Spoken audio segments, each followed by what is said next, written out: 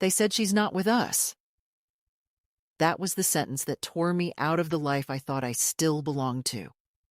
My son said it, not even looking at me, not lowering his voice, just handing over his documents to the border guard with the same casualness you use when you wave away a stranger who has followed too close behind in a line. 3 words, flat and simple, but so sharp they cut me loose from the family I had raised with my own hands. The family I had fed and clothed and carried across borders when he was still a boy who needed me for everything.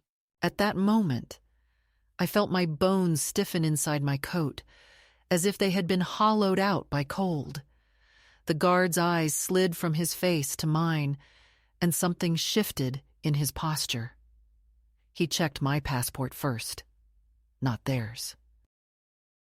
He nodded with the kind of measured respect bureaucrats learn to distribute sparingly, and then he did something unexpected. He gave me a small salute, not mocking, not exaggerated, just a quiet recognition. It startled me because it carried more dignity than I had received from my own flesh and blood in years. My son didn't notice, or maybe he did, and chose to ignore it, because acknowledgement would have required him to admit what he had just done. I am 78 years old. I live alone now, in a narrow rented room above a bakery near the train station. The walls smell faintly of yeast in the mornings, and at night I can hear the rattling of the last freight cars passing by. I make my tea on a single electric coil, and sometimes I sit by the window and imagine I am waiting for someone to arrive on one of those trains, but no one comes. That doesn't frighten me anymore. In fact, it feels easier than waiting for people who will never arrive, or worse, arrive only to pretend I am invisible. When you have been made invisible by your own son, the world outside feels less cruel in comparison. But still, I cannot forget the checkpoint, the cold air in that border station, the sound of papers sliding across the counter, the way my son's voice, once so soft when he called me Mama, transformed into that clipped, efficient tone he uses now for strangers he wishes would vanish. I was not always a woman to be set aside. Once I was the one who carried the family forward, who bore the weight of suitcases too heavy for his small arms, who kept coins hidden in my shoe to make sure we could buy bread even if his father lost his job. I was the one who memorized phone numbers in case a payphone was the only link between us and safety. I was the one who carried his birth certificate folded in wax paper, guarding it as though it were a sacred relic, because without it, there would be no schooling, no doctor's visit, no proof of belonging in the place we dreamed of reaching. I remember one crossing long ago when we were younger, when hope still outweighed fear, and how I whispered to him to stay close, to keep his eyes down, to let me do the speaking. He had pressed his small hand into mine so tightly that I felt the bones of his fingers, fragile but insistent, reminding me that my job was to hold him upright until he could walk alone. That was the boy I raised. And now, decades later, he was the man who told the guard, "She's not with us." The line moved slowly that day, and time seemed to stretch like chewing gum pulled too far, sticky and uncomfortable. My daughter-in-law stood beside him, lips pressed in that thin smile she saves for when she is pretending everything is fine. She never looked at me, not once. Not even when the guard gestured for me to step aside to a separate lane. She placed a firm hand on my grandson's shoulder and guided him through without pause, as though the removal of one body from the group did not require acknowledgement.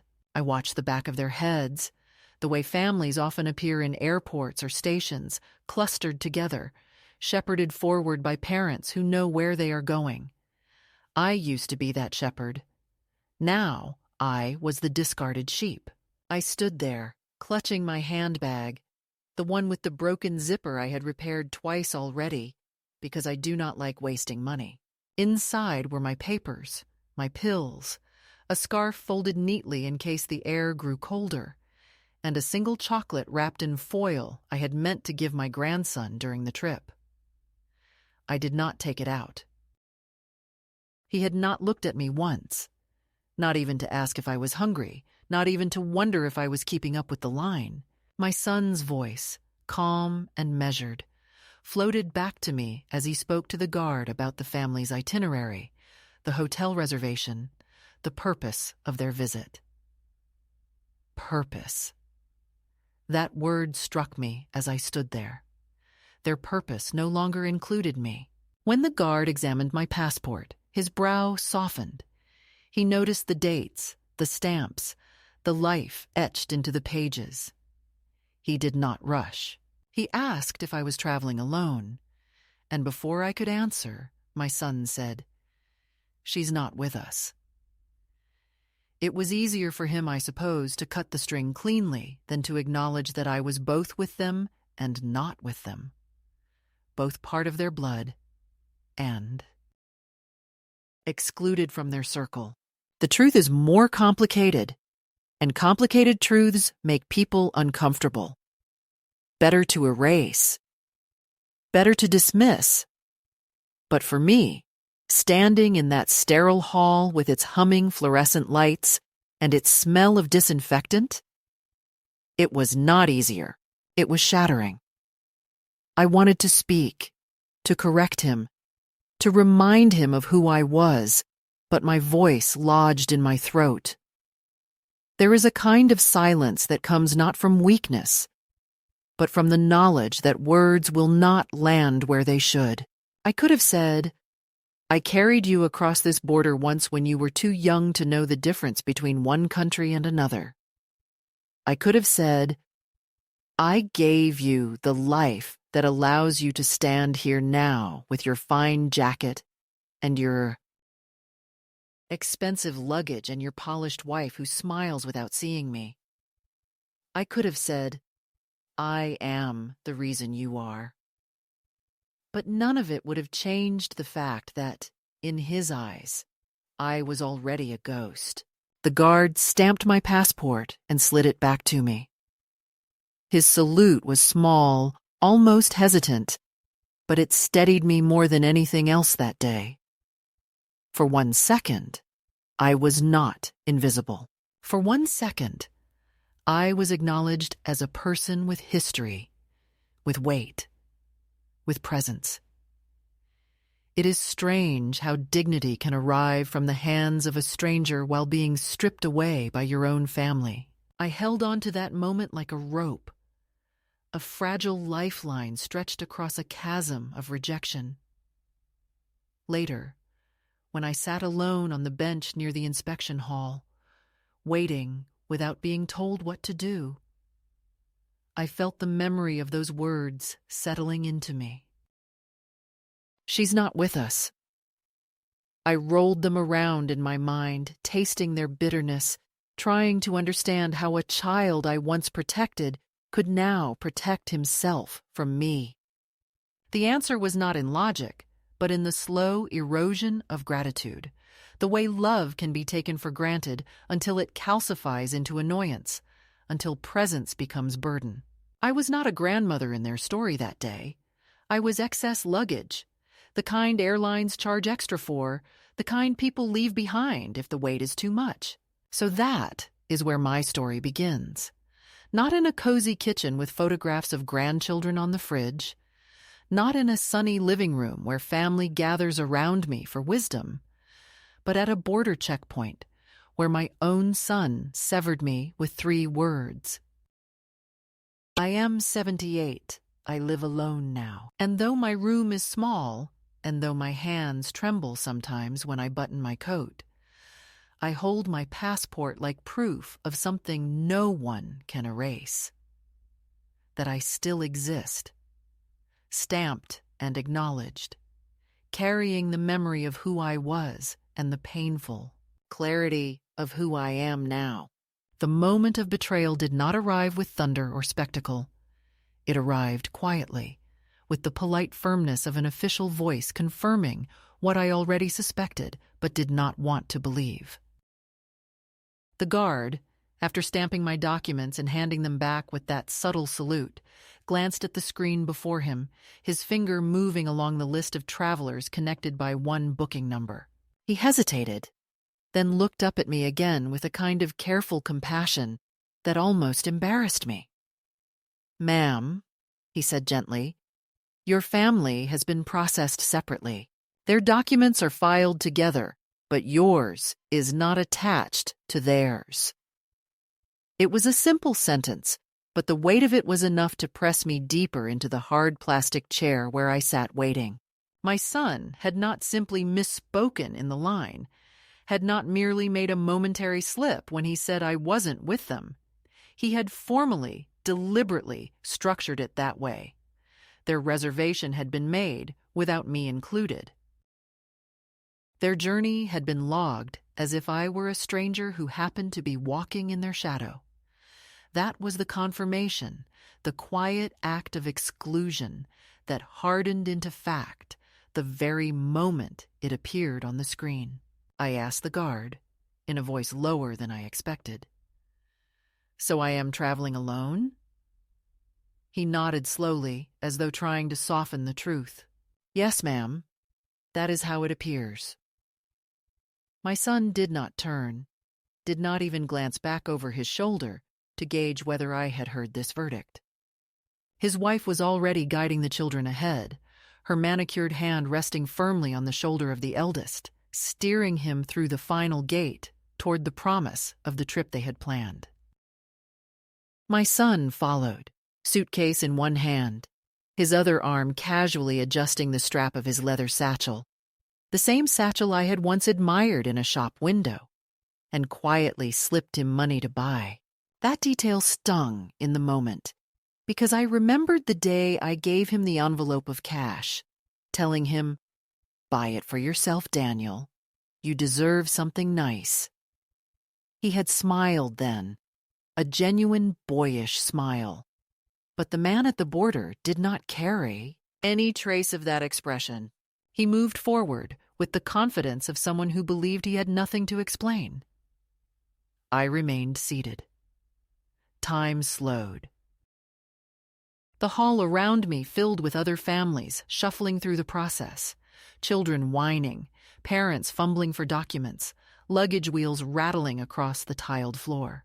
Life continued in its noisy, chaotic rhythm, and yet for me, everything had narrowed into one still point: the knowledge that I had not been forgotten, not overlooked, but intentionally severed. Forgetting is a mistake. Severing is a choice. And choices are planned, prepared, considered before being carried out. My son had planned this. He had spoken with his wife. They had decided on the logistics. And they had chosen not to tell me until the moment it could no longer be undone. That realization, more than the words themselves, pierced me. The guard lingered near me for a moment, perhaps expecting me to ask for help, perhaps wondering if I needed an escort back to the other side. I shook my head lightly, forcing a small smile, the kind of expression women my age learn to offer when they want to conceal humiliation behind a mask of composure. He nodded once and stepped away, leaving me in the hum of fluorescent lights and the cold echo of empty chairs. My handbag sat heavy on my lap, and I pressed my hands against it, not to steady the bag, but to steady myself. I felt as though I might float away, not upward, but sideways, into a void where names and relations no longer held meaning. It was then that I remembered another border, decades earlier, when I was the one orchestrating the passage. My son had been no older than 8, his hair falling into his eyes, his shoes too small because money was tight, and he had insisted he could last another season without new ones. We had traveled in an old borrowed car, my husband asleep in the passenger seat after working a night shift. and I had carried the responsibility of getting us all across. I spoke to the officer, handed over the papers, explained our purpose. My son had leaned against me, trusting, silent, secure in the knowledge that his mother's presence was enough to shield him. That day, the documents had all been tied together. One family unit, no separation, no exclusion. That day, I had been the anchor. To remember that moment now, while sitting alone at another border, disowned by the very child I had once carried forward, felt like stepping into a cruel echo chamber where the past mocked the present. When the family returned from the secondary inspection where their luggage had been checked and their plans confirmed, my son walked past me without pausing. He glanced in my direction only long enough to say, in a neutral tone, "It's better if you stay here for now. We'll sort out your arrangements later." Later. A word that carries the promise of nothing. His wife avoided my gaze entirely, her hand tightening on the strap of her handbag, as if she feared I might grab it for balance. The children followed quietly, their eyes on the floor, not daring to look at me, though I knew at least one of them must have wondered why their grandmother was not walking with them. Children notice more than adults believe, but they are trained quickly to imitate silence. I sat there, frozen, while the truth settled like dust after a demolition. The wall had been knocked down, the house of belonging collapsed, and all that remained was rubble. I realized with a clarity that almost frightened me that this was not an accident. My son was not careless. He was many things, practical, ambitious, sometimes cold, but never careless. He had made a decision, and it was final. He had decided that his family's journey would be smoother without me, that his wife's comfort and his children's image of leisure mattered more than the woman who had once stood between him and hunger. And he had executed that decision with the efficiency of a man booking tickets online. One click, one omission, one erasure. The catalyst, the spark that split my life in two, was not a shouted insult or a dramatic confrontation. It was the soft clicking of keys when he purchased those tickets without my name attached, the quiet acquiescence of his wife when she nodded and agreed, the silence in which they chose not to inform me. It was the border guard's gentle confirmation that sealed it into fact. It was my son's refusal to even acknowledge what he had done, because to acknowledge it would have required a justification, and justifications leave room for rebuttal. Better, in his mind, to make it seem natural, inevitable, a simple, bureaucratic truth. Better to let me feel as though I were the one out of place, rather than admit that he had cast me out. That was the moment, sitting in the sterile hall of a border crossing, papers in hand, dignity hanging by a thread, when I understood that my life had been divided. Before, I was still mother, still grandmother, still tethered however weakly to their world. After, I was simply a woman with a passport, a handbag, and no place to belong. That was the betrayal that set everything else in motion. The hours after that confirmation did not erupt into confrontation. They dissolved into something slower, quieter, and in many ways more humiliating than anger could have been. Anger has heat. It has a pulse. It can be carried like a weapon. What I experienced was colder, a gradual freezing over, as though each minute chipped away at the warmth that still connected me to them. I remained in that border hall, not because anyone told me explicitly to wait, but because the absence of instruction became its own command. My son spoke the way people speak when giving orders without responsibility. Vague, deferential, but final. "It's better if you stay here for now," he had said. And so I stayed, as though my obedience were still required, as though I had not just been stripped of the role that had defined me for most of my life. Around me, the noise of travel continued, indifferent to my unraveling. Families gathered their passports and boarding passes. Mothers checked snacks in plastic bags. Fathers muttered about exchange rates. Children darted in and out of lines like restless birds. Every person in that space seemed to belong to someone, tethered by obligation or affection, while I sat anchored only by the weight of my handbag and the memory of the words that had unmoored me. The guard who had stamped my passport walked by once, his eyes catching mine for a second, but he said nothing. Perhaps he had seen too many scenes like mine, too many discarded elders set aside like unnecessary luggage. Or perhaps he knew silence was the only dignity left to offer. The escalation was not a single dramatic gesture, but a series of omissions that accumulated until they formed a wall between us. My son did not return to check on me. My daughter-in-law did not offer me so much as a bottle of water. The children did not wave or glance back. I was there, visible, yet already forgotten. And the longer I waited, the clearer it became that my presence was not an oversight, but an inconvenience they preferred to leave unsolved. After the first hour, I stopped scanning the crowd for their faces. After the second, I stopped rehearsing the excuses I might give if someone asked why I was alone. By the third, I began to understand that solitude was no longer temporary. It was being reshaped into my permanent state.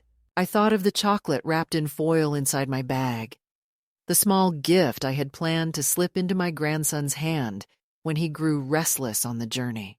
It remained untouched, and as the hours passed, it transformed from a gesture of sweetness into a relic of naive hope. I could not bring myself to eat it, not yet, because doing so would mean acknowledging that it would never serve its intended purpose. That foil wrapper became a symbol, glittering faintly whenever I reached into the bag for tissues or pills, reminding me that I had prepared to care for them in small ways they had never prepared to care for me. By late afternoon, the hall had thinned, and the announcements echoing through the loudspeakers grew less frequent.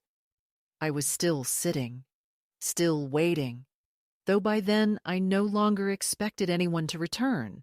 A woman at the information desk glanced at me occasionally, her expression cautious, as though wondering whether she should intervene. Eventually, I rose and approached her, my legs stiff from inactivity. When I asked if she could check whether my family had crossed through, she typed quietly, hesitated, then told me that the group under my son's name had already cleared, already moved on, already vanished into their own journey, without me. I nodded, thanked her, and walked back to my seat with the slow steps of someone carrying a verdict inside her chest.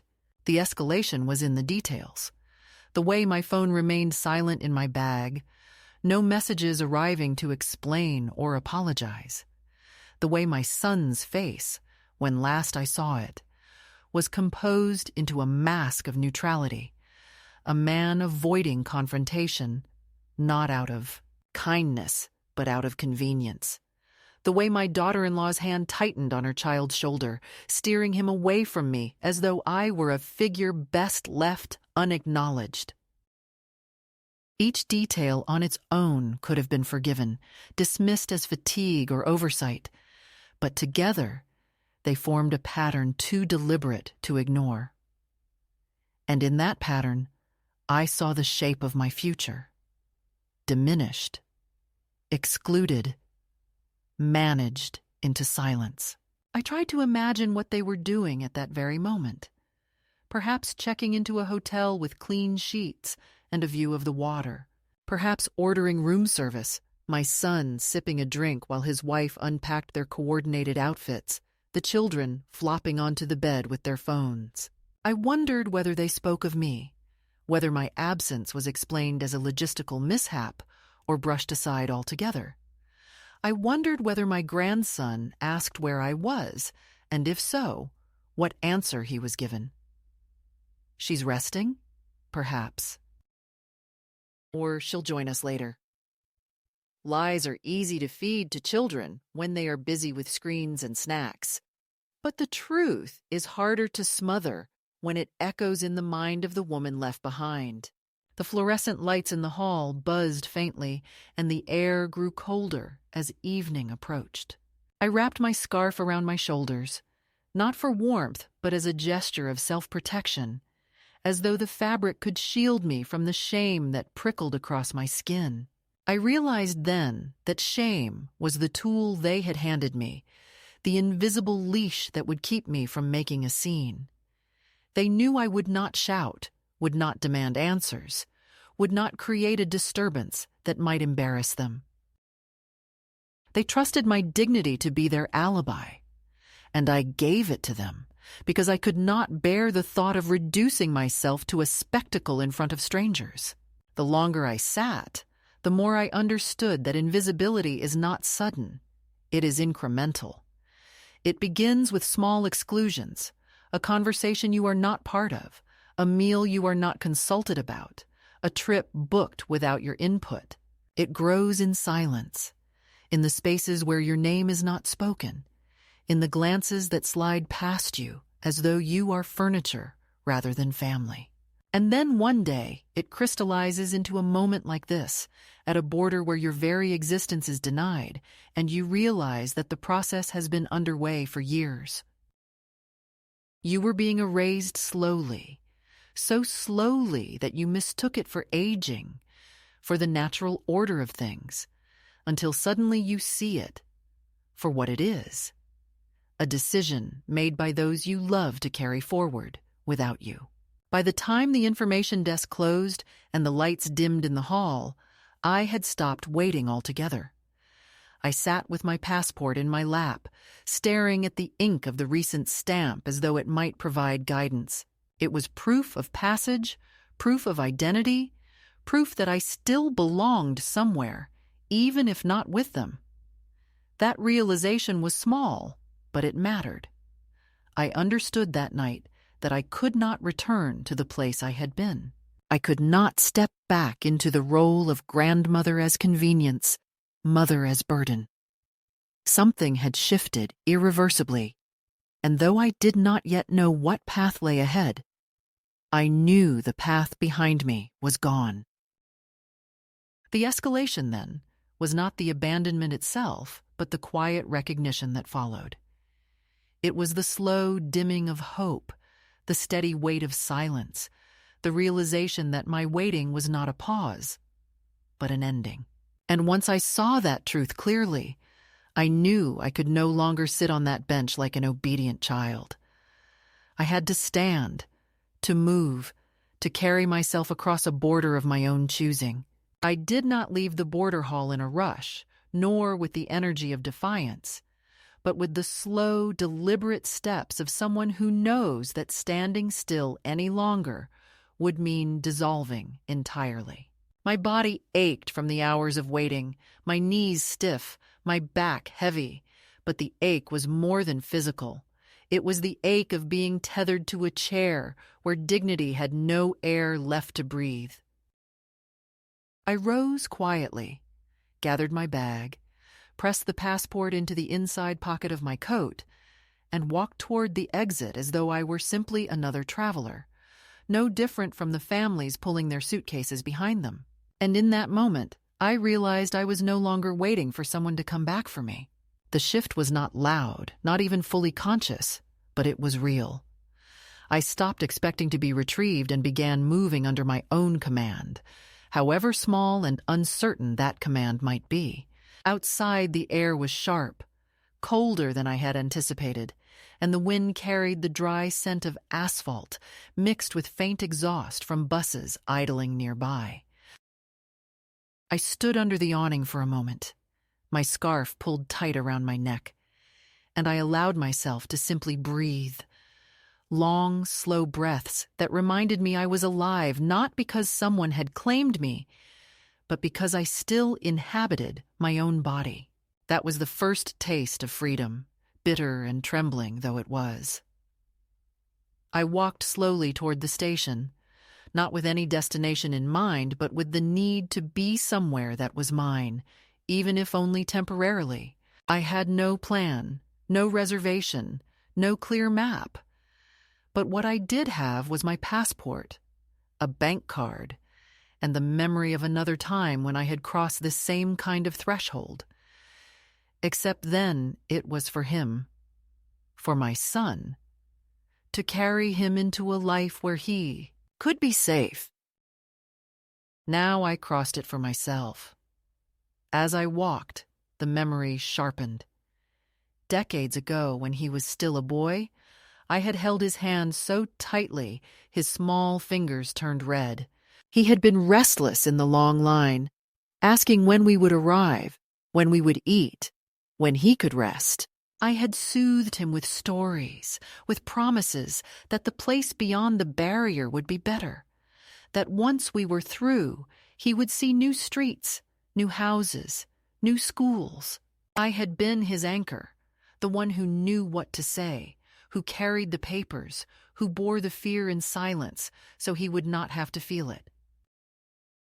That memory came back with such vividness that I almost turned, almost expected to see that small boy again, tugging at my sleeve. But of course, there was no child at my side, only the shadow of a man who had long since chosen to release my hand. The irony was sharp. The very border I had once crossed to deliver him into belonging had become the border where he cut me loose. And rather than collapse under the weight of that irony, I felt something inside me harden into clarity. If he had let go, then I too could unclasp my grip. At the station counter, my voice surprised me. It did not tremble when I asked for a ticket. It carried the firmness of a woman who had made a decision, however impulsive. I did not ask for the cheapest option, nor the most convenient. I asked for the next departure to a place I had not seen in years, a place that stirred in me an image of younger days when life was still possibility. I did not even know why that city's name came to my lips, only that it rose with certainty, as though it had been waiting beneath my silence all along. The clerk nodded, tapped on her keyboard, slid the ticket toward me. I paid with my own card, the one I had kept active with quiet discipline, the account no one else knew about. For years, that card had been reserved for emergencies. I realized, standing there with the ticket in hand, that this was precisely such an emergency, though not of the kind I had once imagined. It was not illness or accident. It was the emergency of erasure, the crisis of being told you no longer belonged. The remedy was not to plead for re-inclusion, but to claim independence. On the bus, I sat by the window, the seat beside me empty, my bag resting on my lap. The lights of the border faded behind me as the vehicle rumbled onto the darkening highway, and for the first time in hours, I felt the possibility of movement in my chest. Not joy, not relief, but movement. I watched the road unfold, headlights sweeping the pavement, signs flickering past. My hands remained steady on the bag, my breathing slow and deliberate. I thought of the chocolate inside, still untouched, and instead of sorrow, I felt a strange sense of ownership. It was mine now, not a gift withheld, but a choice preserved. I could eat it whenever I pleased or never at all. It was a small, almost laughable symbol, but symbols matter when everything else has been stripped away. Somewhere along the ride, I closed my eyes and allowed myself to imagine what awaited me. Not family, not reunion, but something quieter. A room with a bed that belonged to no one but me, a morning where I could drink tea without being told where to sit, an evening where silence was not a punishment, but a companion. These were small visions, humble, but they glowed in my mind with the light of possibility. That was the shift. I no longer thought of what they owed me, nor of what I had lost. I thought instead of what I could claim, however modest, however fragile. By the time the bus entered the city, the streets lined with dim lights and rain-slick pavement, I felt the outline of a new self beginning to form. Not whole, not healed, but moving. The betrayal at the border was still raw, the words, "She's not with us," still echoing in my ears. But alongside that echo was another sound, quieter but insistent. My own voice saying, "I am with myself." And that was enough to begin. The days that followed my decision to step away from that border were not easy, and I would be lying if I said they were filled with sudden freedom or joy. They were marked instead by silence, by the unfamiliar rhythm of being untethered, by mornings that began without obligation and evenings that ended without anyone expecting me to appear in the living room or at the dinner table. At first, that silence pressed down on me like a heavy blanket, suffocating rather than comforting, because for so long my identity had been built on noise. The requests, the reminders, the constant pull of being needed. Without those voices, I felt as though the air itself had gone thin. But little by little I discovered that silence has textures, and that some of them are not heavy at all. Some are light, like the quiet of a room where no one is waiting to dismiss you. That realization did not come immediately, but it came eventually, as most truths do, when you are forced into solitude. I rented a modest room in the city, a space that smelled faintly of old varnish and dust, but had a window that opened onto a narrow street where I could hear the shuffle of people going about their daily errands. The bed sagged in the middle, the chair wobbled, but it was mine, paid for with my own money, chosen without anyone's approval. That act of claiming even the smallest corner of space felt like a rebellion. And yet, the past was not finished with me, for if the first escalation had been abandonment, the second arrived as the return of their voices, not in person at first, but through letters, phone calls, and the kind of pressure that disguises itself as concern. They had erased me at the border, but erasure is never clean. The outline of what is removed lingers, and the people who did the removing begin to notice the absence like a stain they cannot wash away. The first message came from my grandson, and it nearly broke me, though not in the way they intended. He had written in his unsteady teenage hand, "Grandma, where are you? Dad says you left. Mom says you were upset. I don't believe them. Please just tell me you're okay." The simplicity of his words carried more truth than all the elaborate excuses his parents must have rehearsed. I held the paper in my lap for a long time, tracing the lines of his handwriting with my finger, remembering the afternoons I used to spend with him building birdhouses or baking cookies, remembering how he was the only one who ever sat close to me without being asked. His letter was not a demand, not a manipulation. It was a plea for reassurance, raw and honest.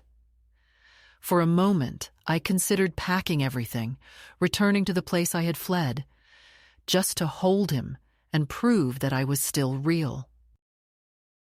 But then I remembered the border, the words spoken without hesitation, and I understood that if I returned now, it would be as though I had agreed to the role they had written for me. The old woman who accepts dismissal, and then comes crawling back, grateful for scraps of inclusion. I could not do that, not even for him. So I folded the letter carefully, placed it in the drawer of my small desk, and whispered aloud to no one, "Not yet, darling, not yet." The second message was not tender. It came in the form of a letter from my son, delivered in an envelope with my name written in his sharp, impatient script. Inside, page after page of accusations, that I had embarrassed the family, that my disappearance had caused unnecessary stress, that his wife had cried every night of the trip, that the children were confused by my absence. Not a single line acknowledged the hours I had waited, the deliberate exclusion at the border, the words that had cut me away.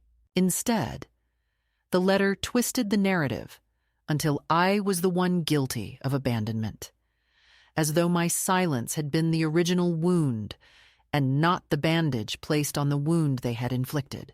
He ended with a phrase that still burns in my memory. "We are willing to talk, but only if you are ready to be reasonable." Reasonable. The word echoed like a slap. To them, reasonable meant compliant. Reasonable meant erasing my version of events and swallowing theirs whole. Reasonable meant silence. That was the second escalation. Not just the abandonment, but the attempt to rewrite it, to gaslight me into believing that I was the one who had inflicted harm. It was no longer enough for them to leave me. They needed me to accept blame for being left. And beneath the anger in his letter, I could hear the real fear. That I might speak, that I might tell the truth, that I might claim a story that cast them not as dutiful children, but as the architects of cruelty. His panic was not about my well-being, it was about control. The third message arrived not in my mailbox, but in the form of a newspaper clipping slid under the door of my rented room. Someone, perhaps my daughter-in-law, perhaps even my son, had spoken to the press, spinning the tale of a missing grandmother who had vanished without explanation, whose family was deeply concerned for her safety. There was even a photograph of me taken years earlier, holding a pie dish at some family gathering, smiling faintly. The article quoted them both. My son saying they were desperate for answers. My daughter-in-law saying they feared something had happened to me. I laughed when I read it, a sharp sound that startled even me. Vulnerable, they had called me. Vulnerable after leaving me on a plastic chair at a border. Vulnerable after erasing me from their plans. The hypocrisy was almost too heavy to bear, and yet I felt lighter reading it because it confirmed what I already knew. They needed me only as a symbol, not as a person. As long as I was silent, they could script me into their play. But silence was no longer my language. One evening, as I sat in the dim light of my room, sipping tea brewed in the chipped kettle I had bought secondhand, I heard a knock at the door. When I opened it, a man in a pressed suit introduced himself as a lawyer, representing my son and his wife. He spoke politely, too politely, his words wrapped in legal caution. They were concerned for my safety, he said. They wished to discuss my living arrangements and ensure that my assets were being properly managed. The words, assets and arrangements, made my stomach clench because I heard what was unspoken. They wanted control, not of me as a person, but of what I still carried, the remnants of money, property, savings, anything that could be leveraged. I let him speak. Then I told him, calmly, firmly, that I was safe, that I was of sound mind, that my assets were mine alone. His smile tightened, his eyes flickered, and I saw the machinery behind him, the family desperate not only to reclaim me, but to reshape me into someone pliant, someone managed. I closed the door on him with a steadiness that surprised even me. That night, I wrote 2 letters, one to my son's lawyer, stating clearly and without sentiment that I was not under duress, that any further contact framed as concern would be considered harassment, that I had retained independent legal counsel and would not hesitate to defend myself. The second letter, shorter and quieter, I wrote to my daughter-in-law. In 3 lines, I told her, I know what you did. I know what you chose not to say. I am not angry. I am not coming back. Take care of your own life now. I have finally begun mine." Writing those letters felt like tightening a knot that could not be undone. They were not pleas, not apologies, not even accusations. They were closures. But closure does not erase tension. The escalation continued in subtler ways. The appearance of familiar faces near the places I frequented, the sense of being watched, the whispers of neighbors that someone had been asking about me. It was as though my absence had made me more present to them, my silence louder than any protest I could have voiced. And through it all, the one tether that remained uncorrupted was my grandson's letter, folded neatly in my drawer, waiting like a candle in a dark room. His words reminded me that not all love had soured, not all bonds had frayed. But even that tether tested me, because to respond to him would mean opening a door that his parents would rush through. I held back, waiting for the moment when my reply could be on my terms, not theirs. The second escalation was not a single event, but a siege, a sustained pressure that sought to push me back into the role of the compliant matriarch, the manageable elder, the vulnerable figurehead. But with each attempt, letters, articles, lawyers, whispered rumors, I grew steadier in my refusal. They could reach for me, but they could not claim me, not anymore. What had begun at the border as abandonment had now become a war for the narrative of my life, and I chose to write my own. The moment of climax did not arrive with shouting or confrontation at their doorstep, nor with a public scandal where I would accuse them before witnesses. No, it arrived in the quiet space of a courthouse, a building whose walls smelled faintly of polished wood and old paper, where silence carries the weight of law. I had prepared for that day with the same determination I once used to pack a suitcase for my son when he was young, slipping in what he might need, anticipating the cold, the hunger, the long roads ahead. But this time, I packed not food or clothing, but documents, statements, proofs of my independence, and the letter from their lawyer that had spurred me to action. I walked into that courthouse alone, my scarf tucked neatly into my coat, my shoes polished as best as I could manage, my hands trembling only slightly from the weight of what I was about to do. For months, they had circled me with pressure.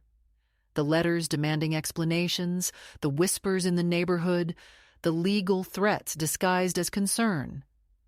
For months, I had resisted, building walls of silence and replies measured with precision.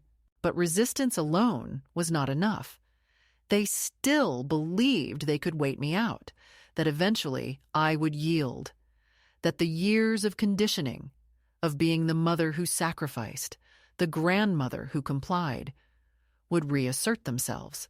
They underestimated the shift that had already taken place in me, the border I had crossed internally. That day in the courthouse, I made it clear not only to them, but to myself, that the era of compliance had ended.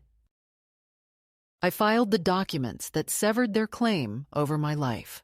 I authorized a lawyer of my own choosing, a woman younger than my son, but with eyes sharp as steel, who spoke of my rights not as if they were gifts bestowed upon me, but as facts engraved into stone. Together we drafted a declaration.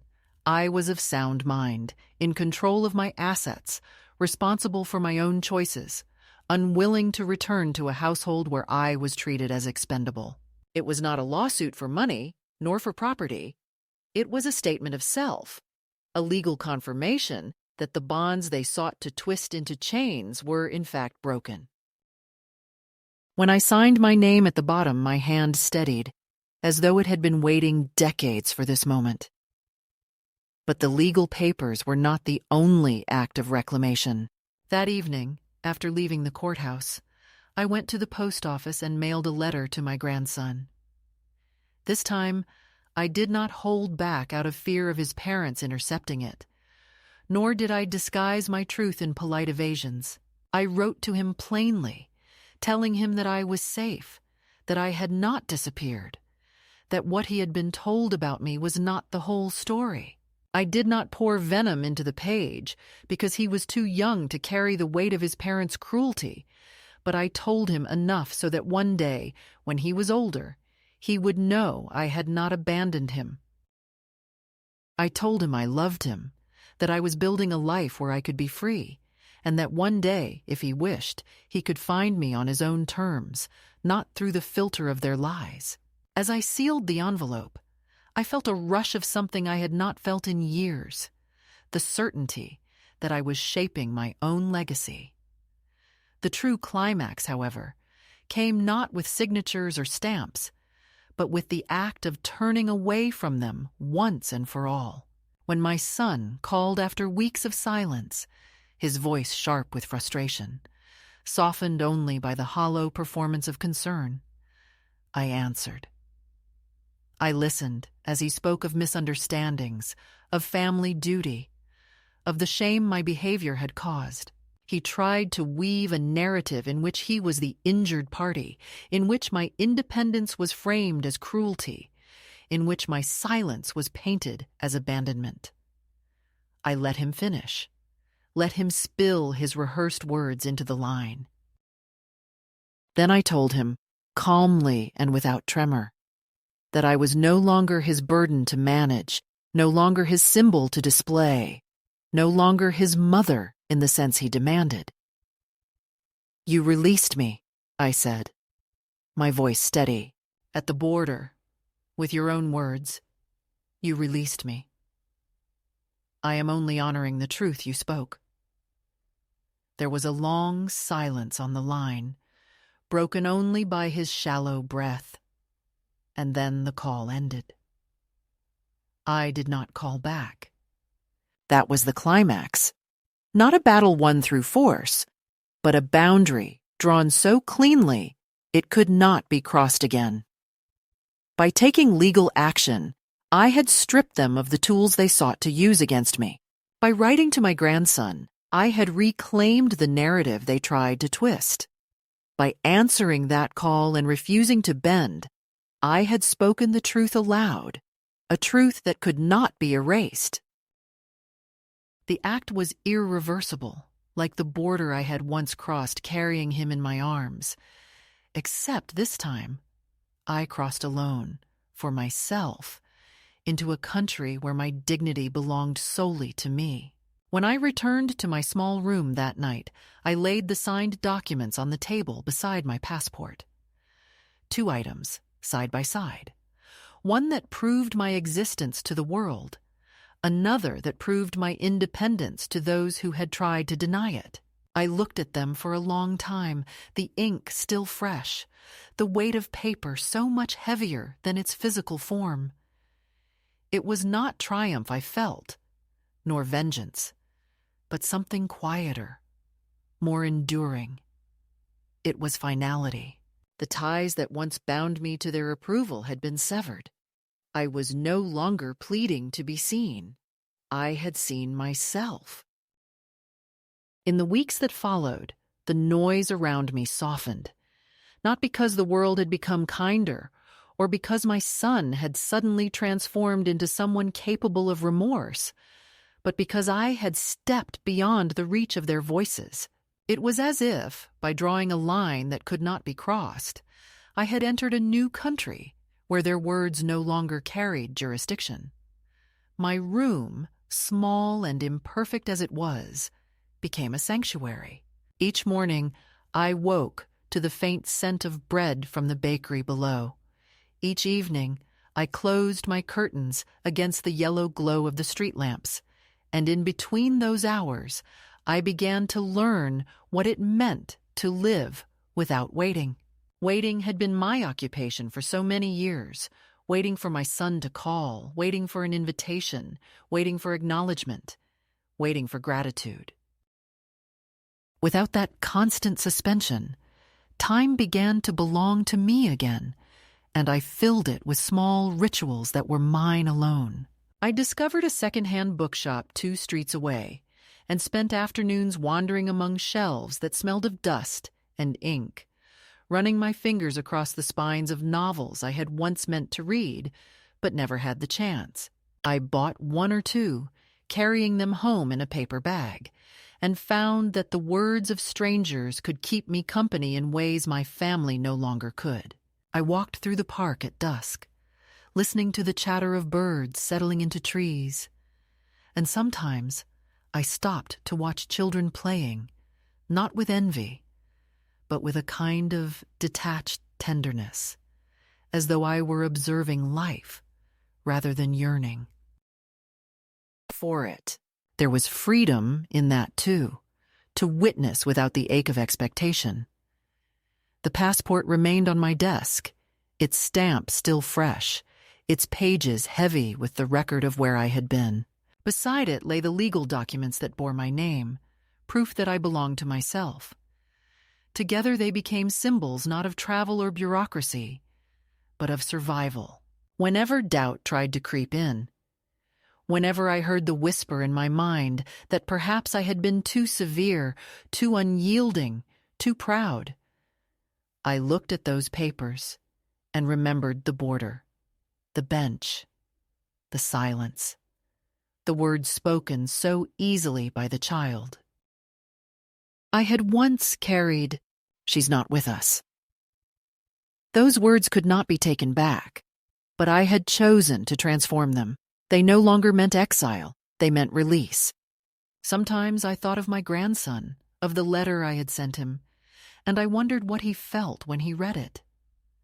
Perhaps confusion, perhaps comfort, perhaps a seed of doubt about the story his parents told.